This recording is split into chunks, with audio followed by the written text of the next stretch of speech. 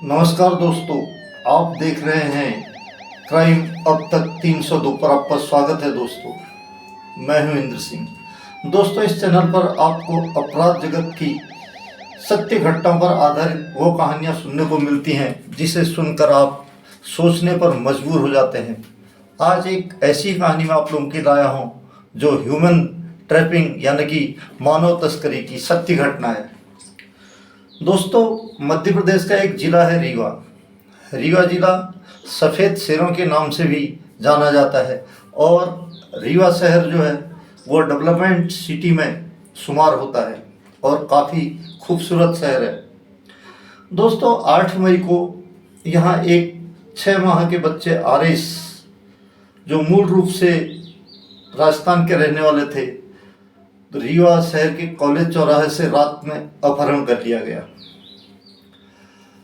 सुबह इसके आरएस के माता पिता रोते बिलखते सिविल लाइन थाने पहुंचे। वहां जाकर अपनी आपबीती पुलिस को बताई और पुलिस ने तुरंत अपहरण का केस दर्ज कर इसकी इन्वेस्टिगेशन शुरू कर दी। पुलिस को ये लगा कि कहीं बच्चे का अपहरण हुआ है या फिर कुछ और। इसके लिए उन्होंने 3 टीमें गठित की गई, जिसमें पुलिस टीम में IG doctor Mahendra Sikarwar, DIG Saket Pandey, SP Vivek Singh, जो सारी टीमों को खुद लीड कर रहे थे। इसमें पहली टीम थी जो निरीक्षक वीरेंद्र सिंह और उप निरीक्षक अरविंद सिंह, जो सीसीटीवी फुटेज ट्रैकिंग हेतु रखे थे, और एसआईटी नगर अधीक्षक डॉक्टर ऋतु उपाध्याय, अतिरिक्त पुलिस अधीक्षक शहर अनिल सोनकर, ग्रामीण विवेक लाल भी शामिल थे। दोस्तों, ये कहानी की पटकथा, इस बच्चे की कहानी की पटकथा अपहरण की लिखी गई है कल्याण में। ये मध्य प्रदेश से होकर महाराष्ट्र तक पहुंची।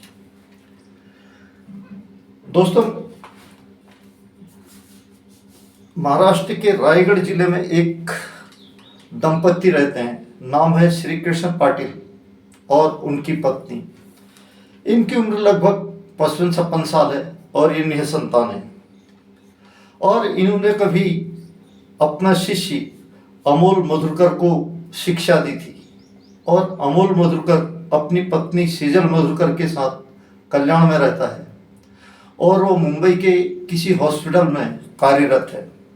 तो जो श्री कृष्ण पाटिल थे, उन्होंने एक दिन अमोल मधुरकर से कहा कि उन्हें एक बच्चा गोद लेना है, और वो लीगली गोद ले लेना चाहिए था, लेकिन उन्होंने रास्ता गलत चुना। जैसे ही अमोल मधुरकर को पता चला कि उनको बच्चा गोद लेना है, तो अमोल मधुरकर सौदेबाजी पर उतर आया और यह सौदा तय हुआ 29 लाख रुपए में। अब अमोल मधुरकर ने पेशगी के तौर पर कुछ लाख रुपए उनसे श्री कृष्ण पाटिल से ले भी लिए, और अब अमोल मधुरकर को चाहिए था एक 4-5-6 महीने का बच्चा। उसने उसके लिए नितिन सोनी और उसकी पत्नी स्वाति सोनी, जो मूल रूप से मऊगंज के रहने वाले हैं और कल्याण में रहकर सर्विस करते हैं, उनको चुना। जब उसने नितिन सोनी को और उसकी पत्नी को ये कहानी सुनाई कि उनको एक 4-6 महीने का बच्चा चाहिए, अब वो जो बोल सकता ना हो तो उसका अपहरण करे, और उसके लिए उन्हें एक लमसम अमाउंट दिया जाएगा, और वो अमाउंट तय हुआ दोस्तों 8 लाख रुपए। इसके लिए नितिन सोनी और उसकी पत्नी दोनों मुंबई से हवाई यात्रा कर बनारस पहुंचे और बनारस से कैब लेकर मऊगंज पहुंचे। मऊगंज पहुंचने के बाद दोनों ने पूरी प्लानिंग के मुताबिक अपने दोस्तों को इस बात कहानी बताई। इन दोस्तों में मोहम्मद सलीम, असलम, देवेश जायसवाल, मुस्कान रावत और अतुल जायसवाल थे। अब इसमें जो देवेश जायसवाल था, उसको बच्चे की रेकी करने के लिए का काम सौंपा गया और बच्चे को टारगेट करने का। देवेश ने किया भी ऐसा ही। इसने रीवा के कॉलेज चौराहे पर जो रोजमर्रा की जिंदगी जीते हैं, खाते पीते कमाते हैं, वो रात को आकर फुटपाथ पर सो जाते हैं। यहाँ इसने एक जो मूल रूप से राजस्थान के रहने वाली फैमिली थी, उसको टारगेट किया।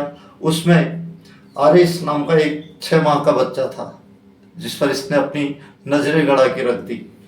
और इसके बाद बच्चे को उठाने का काम मोहम्मद सलीम और अतुल जायसवाल ने किया।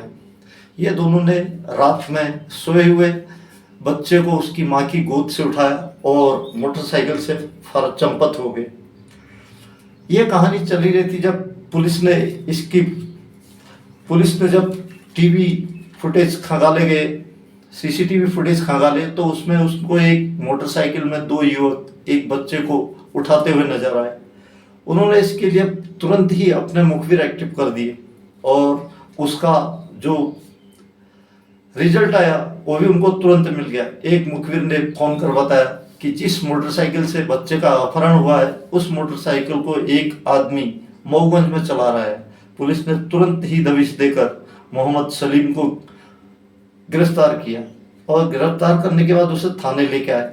थाने नाले पर उससे पूछा गया तो पहले तो पुलिस को चकमा देता रहा, लेकिन जब पुलिस ने उसे सीसीटीवी फुटेज दिखाए तो वो टूट गया। उसने कहानी बताई कि उन लोगों ने उसमें टोटल 12 लोग शामिल हैं, जिसमें मोहम्मद सलीम, असलम, देवेश जायसवाल, मुस्कान रावत, अतुल जायसवाल, नितिन सोनी, उसकी पत्नी स्वाति सोनी जो मूल रूप से मऊगंज के रहने वाले हैं, और खरीदार है बच्चे को अमोल मधुरकर और उसकी पत्नी सेजल मधुरकर जो मुंबई महाराष्ट्र की रहने वाली है।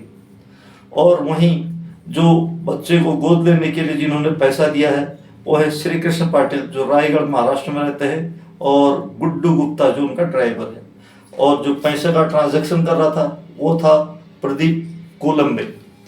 तो दोस्तों, जब बच्चे को सलीम को उठाया गया तो उसने जब पुलिस को बताया कि बच्चे को सिर्फ पैसों के लिए यहाँ से उठाकर मुंबई तक पहुँचा गया, कल्याण तक, तो पुलिस ने महाराष्ट्र पुलिस से संपर्क किया और कल्याण से इन अमोल मधुरकर, उसकी पत्नी सेजल मधुरकर, श्री कृष्ण पाटिल रायगढ़ से और गुड्डू गुप्ता और प्रदीप कांबले को गिरफ्तार किया।